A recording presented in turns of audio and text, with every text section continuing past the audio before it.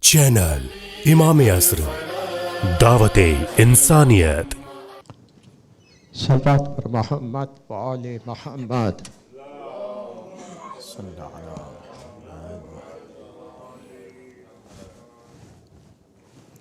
السلام علیکم ورحمۃ اللہ وبرکاتہ۔ حضرات، آج ذو الحجہ کی 16 تاریخ ہے 1443، اور جولائی کی بھی 16 تاریخ ہے 2022، اور آج ہم انشاءاللہ سورہ یونس کی آیت نمبر 75، 76 اور 77، 75 سے 77 تک کی تلاوت کا شرف حاصل کریں گے۔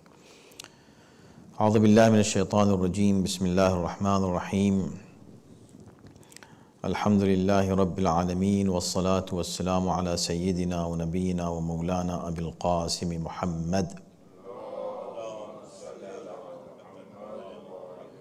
وآلہ الطیبین الطاہرین المعصومین، واللعنۃ الدائمۃ علی اعدائہم اجمعین، من الآن الی یوم الدین، اما بعد، فقد قال اللہ فی کتابہ الکریم، بسم اللہ الرحمن الرحیم۔ ثم بعثنا من بعدهم موسى وهارون إلى فرعون وملئه بآياتنا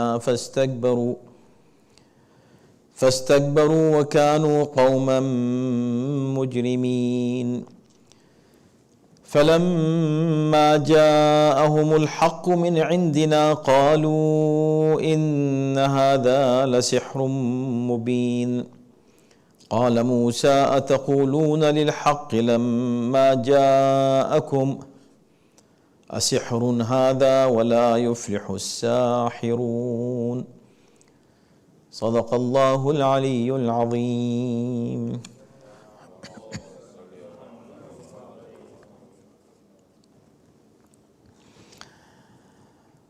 ان آیتوں میں ایک نیا تذکرہ شروع ہو رہا ہے، حضرت موسیٰ کا اور جناب ہارون کا ذکر۔ اس سے پہلے حضرت نوح کا ذکر ہوا تھا، جس میں اللہ نے ارشاد فرمایا تھا کہ ہم نے نوح کو ان کی قوم کے پاس بھیجا، اور یہ ذکر ہوا کہ حضرت نوح کو ان کی قوم نے کس طرح ستایا، کس طرح اذیتیں دیں، اور اللہ نے کس طرح پھر ان کی قوم پر عذاب نازل کیا، اور جو لوگ کشتی میں آ گئے تھے ان کو اللہ نے بچا لیا۔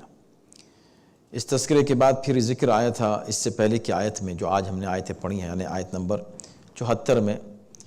اس کے بعد جنرلی ان تمام انبیاء کا ذکر ہوا بغیر نام کے، جو حضرت نوح کے بعد آئے حضرت موسیٰ سے پہلے۔ تو حضرت نوح اور حضرت موسیٰ کے درمیان ایک طولانی سلسلہ ہے انبیاء کا، بہت بڑی تعداد ہے مرسلین کی، کہ جو تشریف لائے اور جنہوں نے اللہ کے پیغام کو اپنی اقوام تک پہنچایا۔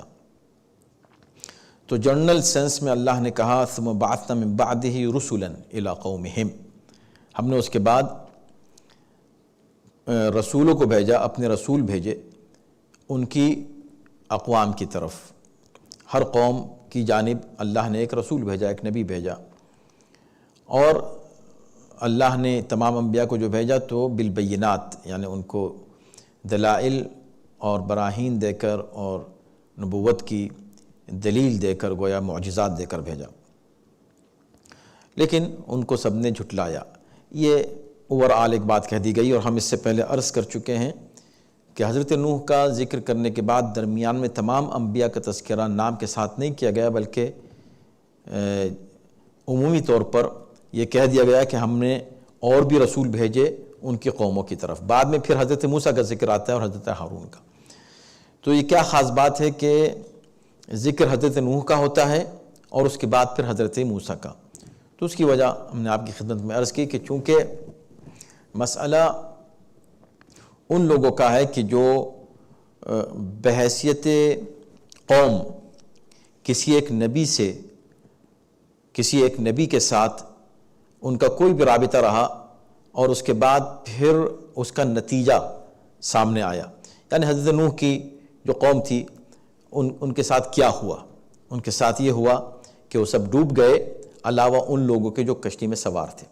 تو چونکہ اس سے ایک سبق امت محمدی کو دینا تھا، خاص طور پر وہ امت جو خاتم النبیین کی ماننے والی ہے، ان کی کلمہ گو ہے، کہ دیکھو تمہارا بھی حال وہی ہو سکتا ہے کہ تم جب تک نبی کا ساتھ اس طرح نہیں دو گے کہ تم نبی کے ساتھ اس کشتی میں نہ ہو جاؤ سوار، اس وقت تک تمہاری نجات نہیں ہو سکتی۔ ایک پیغام امت کو دینا تھا۔ اس کے بعد پھر تذکرہ جناب موسیٰ کا نام کے ساتھ آتا ہے، اس لیے کہ یہاں پر بھی بہت ضروری ہے کہ امت مسلمہ اپنے اعمال اور کردار کو کمپیئر کرے جناب موسیٰ کی امت کے ساتھ، کہ جناب موسیٰ جو ایک نبی تھے اور اولو العزم پیغمبر تھے، اللہ نے ان کو بھیجا۔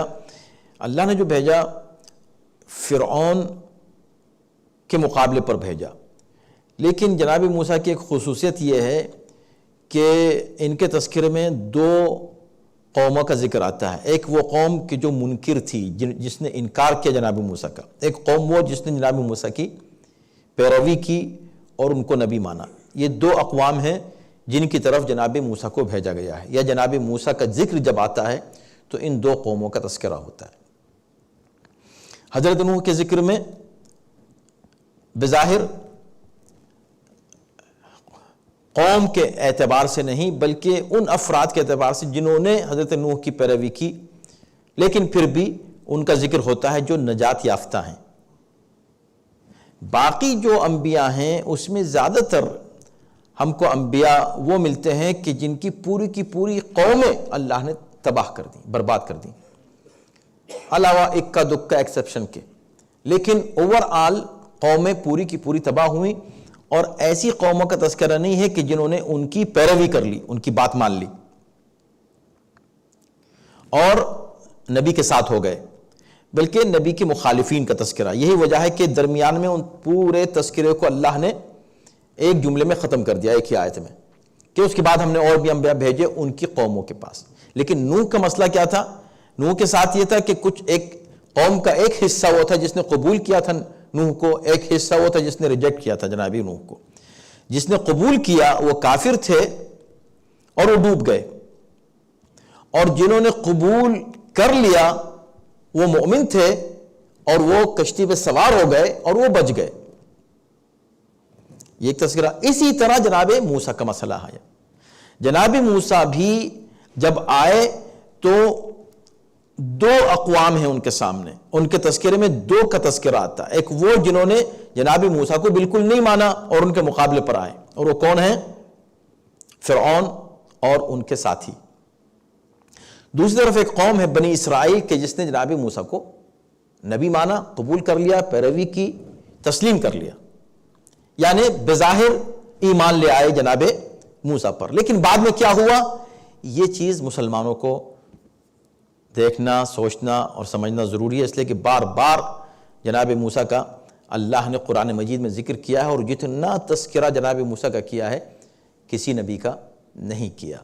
جتنی بار ان کا ذکر 136 مرتبہ جناب موسیٰ کا ذکر ہے قرآن میں، 136 مرتبہ، جبکہ حضرت آدم کا صرف 25 جگہ ہے مثلا۔ تو اب سوچیں کہ جس کا ذکر بار بار اتنا آ رہا ہو تو کوئی تو وجہ ہے۔ کیا وجہ ہے کہ اتنی بار اللہ نے جناب موسیٰ کا نام لیا؟ اس لیے کہ حضرت موسیٰ ہی سے رسول اللہ کی مثال دی ہے قرآن مجید نے کہ ہم نے تمہارے پاس اِنَّا أَرْسَلْنَا إِلَيْكُمْ رَسُولًا شَاهِدًا عَلَيْكُمْ كَمَا أَرْسَلْنَا إِلَى فِرْعَوْنَ رَسُولًا، ہم نے تمہارے پاس ایسے ہی رسول بھیجا ہے جیسے فرعون کے پاس رسول بھیجا تھا۔ ابھی فرعون کے پاس رسول بھیجا تھا، کس طرح بھیجا تھا؟ یہ بھی بہت ہی دلچسپ بات ہے۔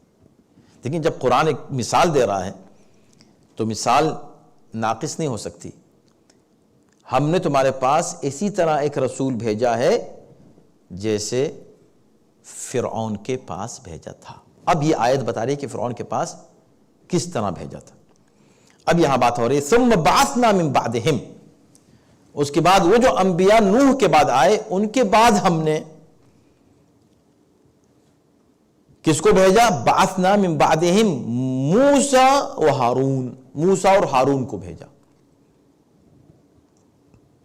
اب یہاں اس پر توجہ کیجئے گا، تنہا موسیٰ کا ذکر نہیں ہے، حالانکہ اصل مقابلہ حضرت موسیٰ کا اور فرعون کا ہے، یعنی فرعون کے پاس موسیٰ ہی کو بھیجا ہے۔ اس لیے سورہ نازعات اگر آپ پڑھیں گے تو اس میں ملتا ہے کہ اذهب الى فرعون، اے موسیٰ فرعون کے پاس جاؤ، تم واحد کا صیغہ ہے، جاؤ فرعون کے پاس اے موسیٰ، اس لیے کہ موسیٰ کو بھیجا اس لیے کہ جا کر فرعون کی تنبیہ کرو۔ لیکن اس کے بعد جب جناب موسیٰ نے یہ کہا کہ پروردگار میں نے کچھ ایسے کام کیے ہیں جس کی بنا پر وہ مجھے پسند نہیں کرتے، وہ اخاف ان یقتلون، مجھے خوف ہے کہ وہ مجھے تنہا پا کر قتل نہ کر دیں، فارسل معی اخی ہارون، یا اللہ میرے ساتھ میرے بھائی ہارون کو بھیج دے۔ اور اس کے بعد پھر دعا بھی کی، وہ دعا آپ کو یاد ہے، رب اشرح لی صدری ویسر لی امری واحلل عقدۃ من لسانی یفقہوا قولی واجعل لی وزیرا من اہلی ہارون اخی، اور میرے لیے وزیر بنا دے میرے ہی گھر کا ایک فرد، اور وہ کون؟ وہ ہارون، وہ میرا بھائی، اس کو میرا وزیر بنا دے، اس کو میرے ساتھ بھیج دے۔ جب یہ دعا کی تو اللہ نے اس کے بعد کہا ٹھیک ہے، بے شک بالکل تم فرعون کے پاس جا رہے ہو تو ہم تم کو تنہا نہیں بھیج رہے ہیں۔ تو وہاں جو واحد کا صیغہ تھا سورہ نازعات میں اذهب الى فرعون، جاؤ اے موسیٰ تم اکیلے فرعون کے پاس، تو اب پھر دوبارہ حکم آتا ہے اذهبا الى فرعون، سورہ طٰہٰ کی آیتیں ہیں، اذهبا تثنیہ کا صیغہ ہے، الى فرعون انه طغى، اب تم دونوں بھائی جاؤ فرعون کے مقابلے پر۔ تو اس کا مطلب یہ ہے کہ فرعون کے مقابلے پر اللہ نے جس نبی کو بھیجا اسے تنہا نہیں بھیجا، اس کے ساتھ اس کا وزیر بھی تھا۔ اب جب قرآن یہ کہہ رہا ہے کہ ہم نے تمہارے پاس ایسا ہی رسول بھیجا ہے جیسا کہ ہم نے فرعون کے پاس بھیجا تھا، تو اس کا مطلب یہ کہ یہاں پر بھی نبی کو تنہا نہیں ہونا چاہیے، ان کا بھی کوئی وزیر ساتھ ہونا چاہیے۔ اور یہی وجہ ہے کہ پہلے ہی جلسے تبلیغ میں پیغمبر اسلام نے اس بات کی وضاحت کر دی کہ میں تنہا نہیں آیا ہوں اس پیغام کو لے کر، میرا ایک وزیر ہے، میرا ایک ساتھی ہے، میرے ساتھ آیا ہے۔ پہلا ہی پیغام جب پہنچایا تو اسی دن یہ اعلان کر دیا، جس دن یہ اعلان کر رہے تھے کہ میں رسول ہوں، میں نبی ہوں، اللہ کی طرف سے آیا ہوں، اس مجمع میں یہ بھی فرما دیا کہ یہ ان ھذا اخی ووصی وخلیفتی من بعدی فاسمعوا له واطیعوا، یہ میرا بھائی ہے، میرا وصی ہے، میرا خلیفہ ہے، میرا وزیر ہے میرے بعد، تم اس کی بات سنو اور اس کی اطاعت کرو۔ یعنی اس مجمع سے کہہ رہے ہیں کہ جس مجمع نے ابھی خود نبی کو نبی نہیں مانا ہے، ان سے یہ کہہ رہے ہیں کہ جس وقت میں اپنی نبوت کا اعلان کر رہا ہوں، جب تم مجھے نبی مانو، اسی کے ساتھ ہی ساتھ، بعد میں نہیں، ساتھ ہی ساتھ اس کو میرا خلیفہ مانو۔ کیوں؟ اس لیے کہ ہم دونوں آئے ہیں، اللہ نے ہم دونوں کو بھیجا ہے۔ بس فرق کیا ہے؟ اس کی وضاحت خود پیغمبر اسلام نے متعدد موقع پر فرمائی ہے کہ علی کی مثال مجھ سے ایسی ہے جیسے ہارون کی مثال جناب موسیٰ سے تھی، وہی نسبت ہے جو موسیٰ سے نسبت تھی ہارون کی، وہی علی کی نسبت ہے مجھ سے۔ فرق ہے، ایک بنیادی فرق کیا ہے؟ الا انہ لا نبی بعدی، میرے بعد کوئی نبی نہیں ہوگا۔ تو رسول اللہ کو بھیجا، هو الذی بعث فی الامیین رسولا منہم، رسول اللہ کو بھیجا، لیکن چونکہ بعد میں کوئی نبی نہیں ہے اس لیے اس طرح کا ذکر نہیں کیا جس طرح یہاں ذکر کیا کہ بعثنا من بعد موسیٰ و ہارون، موسیٰ و ہارون کا ذکر یہاں ہو رہا ہے۔ تو ایک بات یہ ہوئی، دوسری بات کیا ہے کہ کس طرف کہاں بھیجا، اس کا بھی ذکر قرآن نے اس انداز سے کیا ہے، فرعون و ملئہ، فرعون کے پاس بھیجا اور اس کی قوم کے ساتھ نہیں، ملأ کا لفظ استعمال کیا، الی قوم ہی نہیں، جناب موسیٰ کے لیے یہ لفظ استعمال نہیں کیا، یہاں استعمال کیا ہے کیا کہ فرعون کے پاس بھیجا و ملئہ۔ ملأ کیا ہے اس کا ذکر ہم اس سے پہلے کر چکے ہیں۔ ملأ اصل میں بھرنے کو کہتے ہیں عربی میں، یہ لفظ جو ہے وہ کسی شے کو بھر دینا، اردو میں ہم استعمال کرتے ہیں کہ یہ مملوء ہے، مملوء یعنی بھرا ہوا ہے۔ ملأ جو بھر دے، کیا بھر دے؟ تو اس کو مفسرین نے بھی لکھا ہے، اہل لغت نے بھی کہا ہے کہ جن کا منصب، جن کی سماجی حیثیت، ان کا مقام اور منصب لوگوں کی نظروں کو بھر دے، یعنی کہ انسان دیکھ کر ان کو مرعوب ہو جائے، جو نظر میں آئیں، جو نظر آئیں، خاص لوگ، ایلیٹ، سردار قوم کے لیڈرز، انہیں ملأ کہا جاتا ہے۔ فرعون اور اس کے ملأ، فرعون اور اس کے ساتھی، فرعون اور اس کے سردار۔ ویسے بھی قرآن نے دوسرے موقعوں پر فرعون کی صفات میں سے ایک صفت کا ذکر کیا ہے کہ وَجَعَلَ أَهْلَهَا شِيَعًا يَسْتَضْعَفُ طَائِفَةٌ مِّنْهُمْ، وہ جس قوم پر حکومت کر رہا تھا اس نے اسے ٹکڑوں میں تقسیم کیا ہوا تھا، ڈیوائڈ اینڈ رول والی اس کی پالیسی تھی۔ وہ جو لوگوں پر کہتا تھا کہ انا ربکم الاعلی، میں تم سب کا رب ہوں، اتنے تمتراق سے وہ جو یہ دعوی کرتا تھا، اس کا ریزن یہ تھا کہ اس نے پوری قوم کو کمزور کر رکھا تھا۔ کیسے؟ ان کو ڈیوائڈ کر کے، گروپس میں تقسیم کر کے، اور کلاسز بنائی ہوئی تھیں اس نے، اور جو اپر کلاس تھی وہ اس کی مقربین میں سے تھی، اسی کا ذکر یہاں قرآن کر رہا ہے۔ اور باقی جو کلاسز تھیں جیسے آج بھی ہیں، وہ تقسیم، وہ فرعونی تقسیم آج بھی ہے۔ اب ٹھیک ہے، کوئی فرعون بظاہر ایک فرد فرعون کی طرح نہیں ہے، لیکن فرعونیت موجود ہے، وہ نظام موجود ہے۔ اگر فرد نہیں ہے تو بہت سے نظام، بہت سے سسٹم دنیا میں فرعونیت والے آپ کو نظر آئیں گے، اور وہی مظالم آپ کو دکھائی دیں گے، اسی انداز سے طبقاتی تقسیم آپ کو دکھائی دے گی۔ بہت سے ملک ہیں، آپ ان پر نظر ڈالیں تو وہاں جہاں خاص طور پر بادشاہتیں ہیں یا پورا ایک سسٹم اور نظام ظالمانہ نظام ہے جس میں طبقاتی تقسیم کو ہوا دی جاتی ہے، وہی فرعون نے کیا ہوا تھا۔ کیونکہ جو ظالم حکمراں ہوتے ہیں ان کی یہی پالیسی ہوتی ہے، ڈیوائڈ اور رول کرنے کی، کہ لوگوں کو ڈیوائڈ رکھو اور ان کو یہ فیل کراؤ کہ بھئی تمہیں ہماری ضرورت ہے، اس لیے کہ اگر ہم تمہاری مدد نہیں کریں گے کہ تو وہ دیکھو دوسرا تمہیں مار دے گا۔ وہی پالیسی آج کل چلتی ہے۔ یعنی طاقت اور قوت کس چیز میں ہے کہ چھوٹے چھوٹے ملکوں کو آپس میں اتنا لڑا دو، بھیڑا دو کہ ہر ملک یہ سمجھنے لگے کہ بھئی اگر ہم ان کے ساتھ نہیں ہوں گے تو ہم کو دوسرا ملک مار دے گا۔ ایک دوسرے سے ڈراتے رہو، ایک دوسرے سے گھبراتے، جو ہے ان کو خوف دلاتے رہو۔ یہ عجیب پالیسی تھی، فرعونی نظام تھا، فرعون کی پالیسی تھی۔ اور اس کے بعد فرعون کے بعد اور بھی جو خود مسلمان حکمران گزرے ہیں، جو فرعون سے بھی بدتر گزرے ہیں، ان کی بھی یہی پالیسی رہی ہے۔ انہوں نے بھی اسی انداز سے کام کیے ہیں کہ انہوں نے لوگوں کو ڈیوائڈ کیا، اور ڈیوائڈ کر کے ان کو یہ احساس دلایا کہ بھئی ہم کو حکومت کے ساتھ ہونا ہے، اس لیے کہ اگر حکومت ہمارا ساتھ نہیں دے گی، یہ حاکم ہمارا ساتھ نہیں دے گا، یہ بادشاہ، یہ خلیفہ ہمارا ساتھ نہیں دے گا، تو دوسرا قبیلہ ہمیں کھا جائے گا، ختم کر دے گا۔ تو جعل اہلها شیعا، تقسیم کر دیا تھا، یستضعف طائفۃ منہم، کسی ایک طائفہ کو کمزور کر دیا، کسی کو طاقت دے دی، کسی کو اپنا مقرب بنا دیا، کلاسز میں تقسیم کر دیا۔ اور اس کے بعد پھر اب جب موقع ملا تو کہتا انا ربکم الاعلی، میں سپر ہوں، سپر پاور میں ہوں، وہی جو آج کل چلتا ہے، میں سب سے بڑا ہوں۔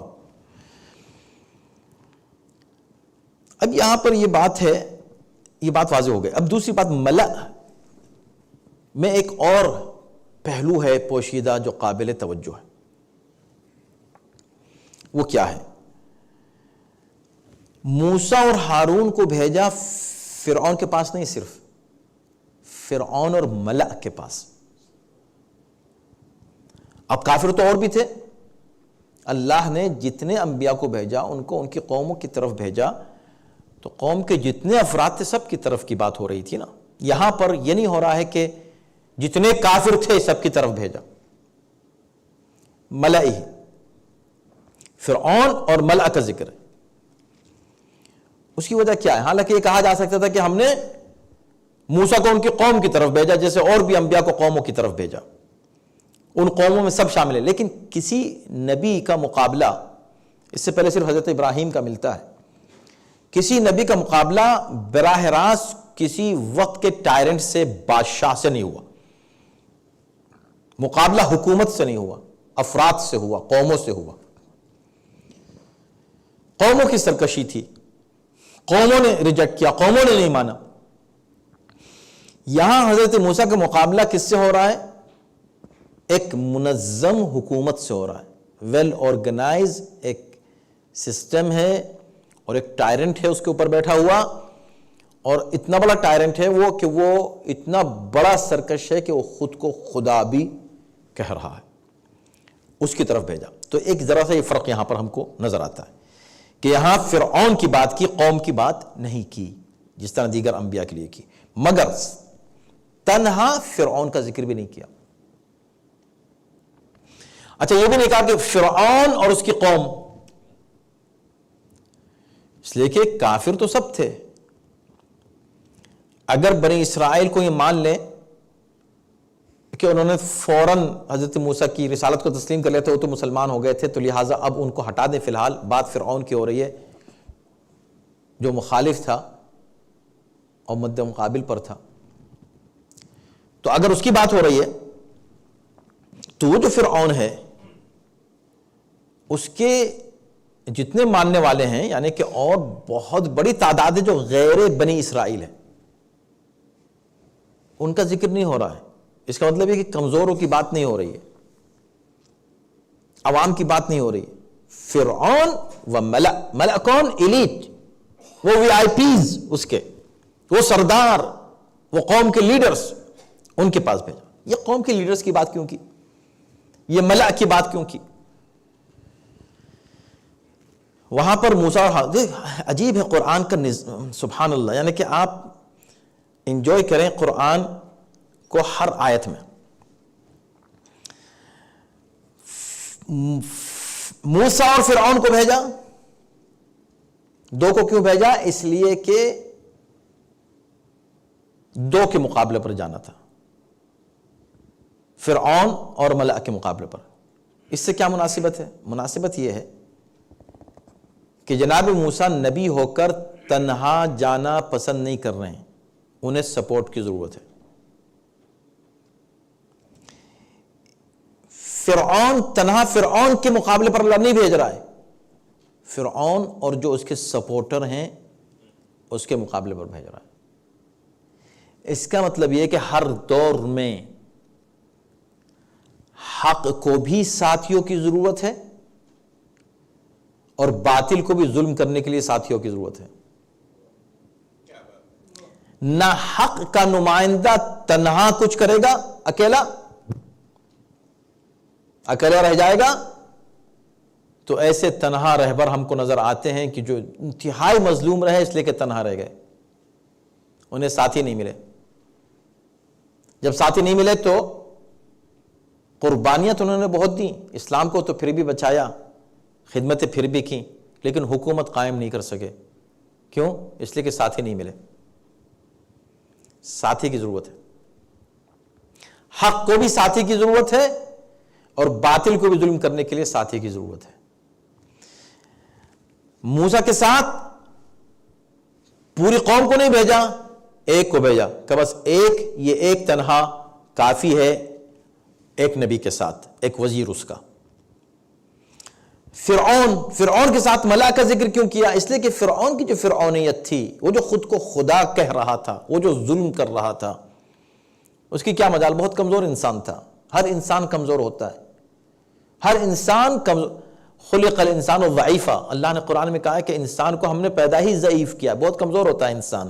یہ اکیلا انسان یہ لاکھوں پر اور کروڑوں پر کیسے حکومت کر لیتا ہے اور سب پہ کیسے ظلم کر لیتا ہے اکیلا ہو کر؟ کہ نہیں، اکیلا تو کبھی اس نے ظلم نہیں کیا، کر ہی نہیں سکتا جب تک اس ظالم کے کچھ ساتھی نہ ہوں، اس کا ساتھ دینے والے۔ یہ جو ملأ ہے، خود فرعون کمزور تھا، اس کی طاقت کیا تھی؟ وہ ملأ جو اس کو سپورٹ کر رہے تھے، ان کے بھی اپنے مفادات وابستہ تھے۔ پوری تاریخ میں یہی ہوا ہے، آج تک یہی ہو رہا ہے۔ کوئی بھی ٹائرنٹ، کوئی بھی ظالم، کوئی بھی مجرم جرم نہیں کرتا، کوئی ٹیررسٹ کیا مجال، یہ ٹیررسٹ کیا کر سکتے ہیں؟ بہت کمزور ہوتے ہیں، اور خود ان کے جو اعمال ہیں، ان کے جو افعال ہیں، یہ کاورڈنس اس سے ظاہر ہوتی ہے، ان کا جرم جو ہے وہ انتہائی بزدلانہ ہوتا ہے، بزدل ہوتے ہیں، لیکن پھر بھی دہشت گردی پھیلا دیتے ہیں، دہشت پھیلا دیتے ہیں۔ یہ دہشت کیوں پھیل جاتی ہے؟ اس لیے کہ ان کے کچھ ساتھی ہوتے ہیں، جس کی وجہ سے وہ کچھ عرصے کے لیے تھوڑی سی کامیابی بظاہر ان کو حاصل ہو جاتی ہے، ظلم کرنے میں وہ کامیاب ہو جاتے ہیں۔ تو ان کی کامیابی کا راز کچھ لوگوں کا ساتھ دینا ہے۔ اب جب ہم یزید کی بات کرتے ہیں تو یزید تنہا کچھ نہیں کر سکتا تھا، انتہائی کمزور تھا یزید، کوئی اس کا وجود نہیں تھا، اس کی کوئی حیثیت نہیں تھی۔ اس کی جو طاقت ہوئی وہ ان لوگوں کی طاقت تھی جس نے اس کا ساتھ دیا، جن لوگوں نے اس کی بیعت کی، اور آج بھی جو اس کے گن گاتے ہیں، یہ اس کی طاقت ہے یزید کی، ورنہ یزید خود کچھ نہیں کر سکتا۔ تو جتنے دنیا میں آج تک ظالم آئے ہیں وہ اکیلے کچھ نہیں کر سکتے۔ ابھی بھی چھوٹے پیمانے پر، بڑے پیمانے پر جو ظلم ہو رہا ہے کہیں پر، یہ ظلم ہو ہی نہیں سکتا اگر اس ظالم کا ساتھ دینے والے کچھ نہ مل جائیں۔ یہی وجہ ہے کہ جب ہم زیارت امام حسین پڑھتے ہیں تو ہم صرف قاتلوں پر لعنت نہیں کرتے، ان پر بھی لعنت کرتے ہیں کہ جنہوں نے ان کا ساتھ دیا ظالموں کا، اور نہ صرف جنہوں نے ظالموں کا ساتھ دیا بلکہ جو اس ظلم کو سن کے خاموش رہے، اس لیے کہ خاموشی بھی اصل میں ساتھ دینا ہے ظلم کا۔ اور ظالم کی ایک طاقت بنتی ہے اچھے لوگوں کا خاموش رہنا اور ساکت رہنا، سائلنس ان کا پاور بنتا ہے۔ بِآیاتنا فاستکبروا، ہم نے بھیجا موسیٰ اور ہارون کو تنہا ایسے نہیں بھیج دیا، اپنی آیتیں دے کے بھیجا، معجزات دے کے بھیجا۔ فاستکبروا، تو کیا ہوا؟ مان لیا فرعون نے، فرعون کے ساتھیوں نے مان لیا، فرعون کے سرداروں نے تسلیم کر لیا، جبکہ آیتیں دے کر بھیجا۔ فاستکبروا، تکبر کیا انہوں نے۔ ظالم متکبر ہوتا ہے، وہ جانتے ہوئے بھی کہ جو بات وہ سن رہا ہے وہ حق ہے اور سچ ہے، لیکن وہ ماننے کو تیار نہیں ہوتا۔ کس بنا پر؟ تکبر کی بنا پر۔ تکبر کیا چیز ہے؟ کبر، کبرا یکبرو، بڑا ہونا۔ یہاں بڑا ہونا نہیں ہے، بڑا خود کو سمجھنا، یعنی جو بڑا نہیں ہے اور خود کو بڑا سمجھ رہا ہے، اس کو تکبر کہتے ہیں۔ بلکہ اگر کسی طرح بڑا ہے بھی، اس نے جیسے خود کو بڑا سمجھا تو یہ تکبر ہو گیا۔ اس لیے کہ انسان خواہ کتنا ہی بڑا کیوں نہ ہو جائے، اس نے جب ایک بار زبان سے کہہ دیا اللہ اکبر تو کبھی خود کو بڑا نہیں مانتا۔ بڑا صرف اللہ ہے، بس صرف اللہ بڑا ہے، اس کے سامنے سر جھکانا ہے۔ جب اس کے سامنے سر جھکانا ہے تو انکساری تواضع اس کی فطرت میں آتی ہے انسان کی۔ نماز کی غرض و غایت ہی یہ ہے کہ انسان نماز جناب معصومہ جناب سیدہ سلام اللہ علیہا نے خطبہ فدق میں جو فلسفہ احکام بیان کیے ہیں اس میں نماز کے لیے ارشاد فرمایا ہے کہ وَالصَّلَاةَ تَنزِيهًا لَكُمْ عَنِ الْكِبْرِ، نماز اللہ نے اس لیے واجب کی تاکہ تم کو تکبر سے بچا لے۔ اب اگر کوئی نماز پڑھنے کے بعد تکبر کرے، چاہے اپنی نماز ہی پہ کیوں نہ کرتا ہو، میں تو بڑا نمازی ہوں، وہ تو نماز ہی نہیں پڑھتا، خود کو کمپیئر کرنے لگے دوسروں سے، کبھی مت سوچئے گا، اس لیے کہ نماز انسان کو تکبر سے بچاتی ہے۔ موسیٰ اور ہارون کو سامنے دیکھ کر بھی انہوں نے تکبر کیا۔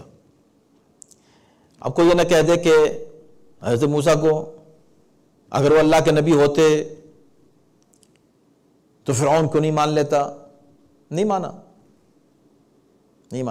نہ موسیٰ کو مانا نہ ہارون کو مانا۔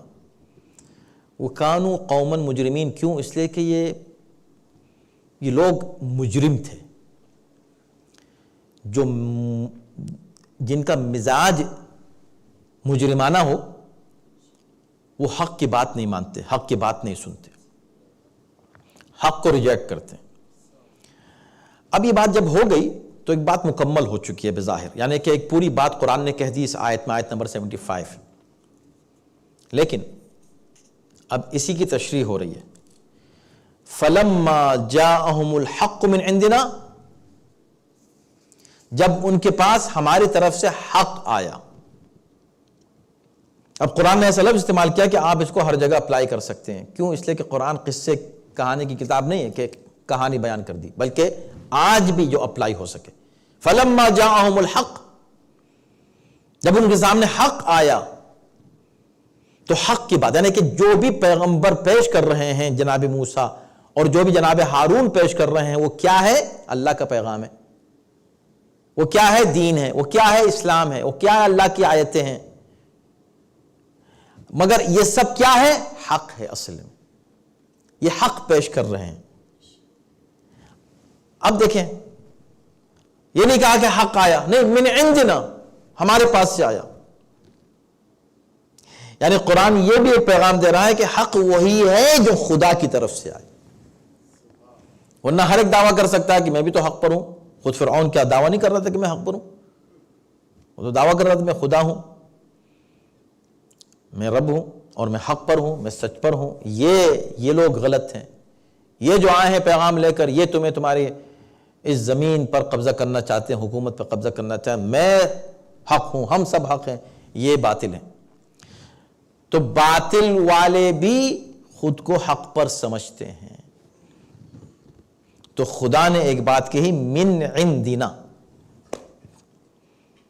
اس میں ایک دلچسپ اشارہ ہے، بلکہ واضح اشارہ، بلکہ اشارہ ہی نہیں، وضاحت ہے، کلیئر میسج ہے سب قرآن پڑھنے والوں کے لیے کہ دیکھو حق وہی ہے جو من عند اللہ ہو، جو اللہ کی طرف سے ہوتا ہے وہ حق ہے، تمہاری طرف سے جو ہے وہ ضروری نہیں ہے کہ وہ حق ہو، اور خاص طور پر اگر جو چیز تمہاری طرف سے ہے وہ اس کے مقابلے پر آ جائے جو خدا کی طرف سے ہے، تو یقیناً وہ جو تمہاری طرف سے ہے وہ باطل ہے، جو خدا کی طرف سے ہے وہ حق ہے۔ ہمارا یہ موقف ہے، یہ قرآنی موقف ہے، ہم قرآن کے ہی حکم پر چلتے ہیں کہ بھئی ہم صرف اسے مانتے ہیں جو خدا کی طرف سے آتا ہے۔ قرآن کو ہم نے مانا اس لیے کہ خدا کی طرف سے، کعبہ کو کعبہ اس لیے مانا کہ خدا کی طرف سے، امام کو امام اس لیے مانا کہ خدا کی طرف سے، مولا کو مولا اس لیے مانا کہ خدا کی طرف سے۔ جو خدا کی طرف سے ہم ان کو مانتے ہیں، ہم ووٹ دے کر کسی کو نہیں بناتے۔ اللہ میں عندنا تو حق، اور یہی وجہ ہے کہ چونکہ حق کی بات ہے، یعنی اوورآل جو بھی پیغام ہے انبیاء کا، اسے اگر آپ ایک لفظ میں پیش کرنا چاہیں تو وہ حق ہے، اور ان کے مقابلے پر آنے والی جتنی بھی تحریکیں رہیں، جتنے بھی افراد رہے، جتنی بھی جماعتیں رہیں، حکومتیں رہیں، ان سب کو ایک لفظ میں اگر آپ پیش کرنا چاہیں تو وہ باطل ہے۔ تو حق و باطل کا یہ مقابلہ ازل سے ہے اور آگے تک رہے گا۔ حق اور حق کے مقابلے پر باطل، باطل اور باطل کے مقابلے پر حق، یہی سلسلہ ہے. یہ تمام انبیاء کی ہسٹری یہی ہے، پورا قرآن یہی بیان کر رہا ہے. تو ایک لفظ میں کلمہ حق آ گیا، سچائی، حق. اور اسی لیے کہ کوئی کنفیوز نہ ہو جائے کہ بھی میں حق کو کیسے پہچانوں، اس لیے کہ ہر شخص یہ دعویٰ کر رہا میں بھی حق پر، میں بھی حق پر، میں بھی حق پر، اور گروہ بن گئے، فرقے بن گئے اور جماعتیں بن گئیں، اور ہر ایک یہ دعویٰ کر رہا ہے کہ میں حق پر ہوں. تو اس کنفیوژن کو دور کرنے کے لیے پیغمبر اسلام نے صاف کہہ دیا کہ دیکھو گھبرانا مت، ایسا کبھی نہیں آئے گا موقع کہ جب تم کنفیوز آئے ہو کہ حق کس طرف ہے. علی مع الحق والحق مع علی، علی حق کے ساتھ ہیں، حق علی کے ساتھ. اور اس کے بعد پھر اللہ سے خطاب کر کے کہا اللہم ادر الحق حیث دار علی، یا اللہ جدھر علی موڑے ادھر حق کو موڑ دینا. یعنی کہا کہ جدھر حق موڑے ادھر تو علی کو موڑ دینا، اس لیے کہ اس میں پھر بھی کسی طرح کی گفتگو کی اور بحث کی گنجائش رہ جاتی کہ بھئی وہ حق تو اس طرف تھا مگر علی ہی نہیں موڑے، کیا کریں.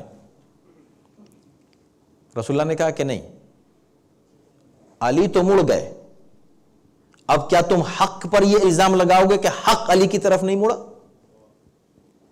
جدھر علی جائیں گے حق ادھر جائے گا، تاکہ کسی طرح کی کوئی کنفیوژن ذرا سی بھی نہیں رہ جائے. اور یہی عصمت امامت کی دلیل بھی ہے کہ جس کی پیروی حق کرے، حق جس کے پیچھے چلے، وہ معصوم ہوتا ہے. من عندنا، حق صرف وہ ہے جو اللہ کی طرف سے ہو. قالو، اس پر انہوں نے کیا کہا؟ مان لیا. اب دیکھیں بہت سے لوگ آج بھی کہتے ہیں نام کہاں ہے علی کا قرآن میں؟ اچھا یہ تمہارے لیے کہ نام نہیں ہے. نام ہوتا مان لیتے ہیں، بتاؤ نام ہوتا مان لیتے. کتنی عجیب بات ہے، نام کہاں ہے قرآن؟ ابھی قرآن میں نام لے کے آپ کیا کریں گے وہ تو بتائیں، وہ تو ہمیں پتہ چلے کہ ارے اگر علی اگر بہت ہی اہم ہے تو ان کا نام ہوتا. تو کیا صرف قرآن میں نام ہونے سے آپ مانیں گے؟ اگر رسول اللہ نام لے رہے ہو تو غدیر میں نام لیا کہ نہیں لیا؟ یا وہاں اشارے کر دیے تھے کہ بھئی وہ تم میں سے ایک ہے جو مولا ہے، ایسا کہا تھا؟ وہاں تو نام لیا تھا، نام ہی نہیں لیا تھا، دکھایا بھی تھا، بتایا بھی، دکھایا بھی. ہذا علی، یہ جو علی ہیں، یہ تاکہ کسی اور کا نام رکھ کے علی مت کہہ دینا کہ اس کو کہا تھا. یہ جو علی ہیں یہ مولا ہیں، نہیں کہا تھا علی. تو جب تم اس کو مان لو گے نا، رسول اللہ کی بات مان لو گے، تب آئیں گے قرآن کی طرف. رسول اللہ کی بات تو نہیں مانی، مولا تو نہیں مانا علی کو، نہیں مان لیا، ٹھیک ہے، کہا تھا تو کہو مولا علی. علی کے ساتھ صرف لفظ مولا استعمال کرو اور کچھ نہیں.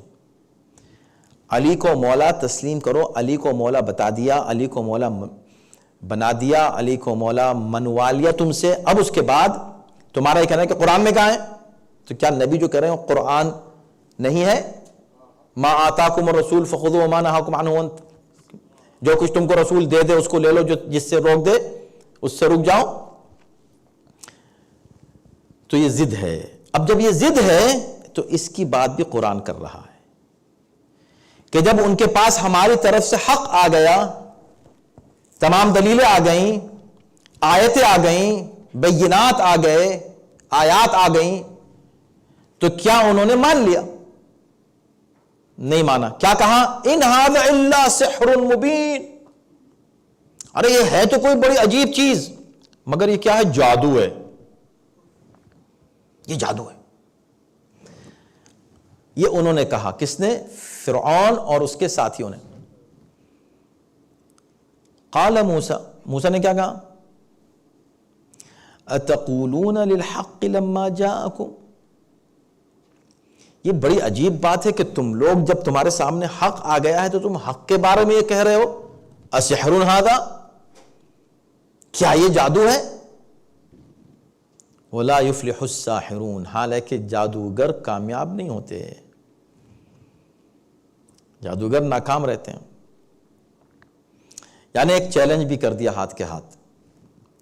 اور اس کے بعد پھر وہ واقعہ پیش کرتا ہے قرآن، کہ جب جناب موسیٰ نے اس کے جواب میں کہ تم اسے سحر کہہ رہے ہو جو ہم آیتیں پیش کر رہے ہیں، ہم جو معجزات پیش کر رہے ہیں، اللہ کی طرف سے ہے یہ حق جو ہم تمہارے سامنے لے کر آئے ہیں، تم اس کو کہہ رہے ہو کہ یہ جادو ہے، اس کا انکار کر رہے ہو؟ کیا اس کو تم جادو کہہ رہے ہو؟ جبکہ جادوگر تو کامیاب نہیں ہوتے۔ اس کا مطلب کیا ہوا؟ یعنی ایک طرح سے چیلنج بھی ہو گیا جناب موسیٰ کی طرف سے کہ اگر سحر ہے تو تم اپنے سارے ساحروں کو لے آؤ، ساحر تو کامیاب نہیں ہوگا، اگر ہم کامیاب نہیں ہوئے تو ٹھیک ہے ہم ساحر ہیں، لیکن اگر کامیاب نہیں ہوئے تو تم مان لو گے کہ ہم ساحر نہیں ہیں۔ مگر عجیب ہے یہ قوم، آپ دیکھ لیں گے اس کے بعد انشاءاللہ وہی ذکر شروع ہو رہا ہے کہ جب ساحروں نے بھی مان لیا کہ یہ سحر نہیں ہے، مگر جنہوں نے ساحروں کو بلایا تھا مقابل، انہوں نے نہیں مانا۔ پھر بھی اس کا مطلب کہ جس کو نہیں ماننا ہے وہ نہیں مانے گا، مانے گا ہی نہیں۔ آپ اس کو قرآن میں 1000 نام دکھا دیں کہ یہاں دیکھ لو یہاں دیکھ لو، وہ مانے گا ہی نہیں۔ تو اس لیے اللہ نے کہا کہ نہیں، ہم صرف صفات بیان کرتے ہیں، اس لیے کہ تم قرآن میں آنے کے بعد بھی نہیں مانتے تو تم قرآن کے براہ راست منکر ہوتے اور فوراً کافر ہو جاتے۔ ابھی ہم تم کو کافر نہیں کہنا چاہتے۔ اگر علی کا نام ہوتا، یقین جانے یا تو وہ نام نکالتے اور نکال کے کافر ہوتے، یا قرآن میں نام رہتا اور نہیں مانتے اور نہ مان کے کافر ہوتے۔ آج اگر نہیں مانتے تو ہم کافر کہتے ہیں ان کو؟ نہیں کہتے۔ تو یہ بہتری ہے تمہارے لیے، ان لوگوں کے لیے کہ جو حضرت علی کو نہیں ماننا چاہتے، بس ضد یہ ہے کہ قرآن میں نام بتاؤ، ان کے لیے بہتر یہی ہے کہ نہ قرآن میں نام حضرت علی کا اس طرح نہیں، حالانکہ ہم کہتے ہیں ہے، مگر ہم یہاں اصرار نہیں کریں گے اور کہیں گے کوئی بات نہیں، اگر تم مانتے ہو نہیں ہے تو نہیں ہے، نام تو نہیں ہے، لیکن کوئی آیت ایسی نہیں ہے جو علی کا ذکر نہ کرتی ہو۔ پورا قرآن یا علی کی تعریف میں ہے اور ان کے ساتھیوں کی، یا ان کے دشمنوں کی مذمت میں ہے۔ یہ پورا قرآن ہے۔ پروردگار انشاءاللہ ہمارے علم و معرفت میں قرآن کے تعلق سے اضافہ فرمائے۔ صلوات بر محمد و آل محمد۔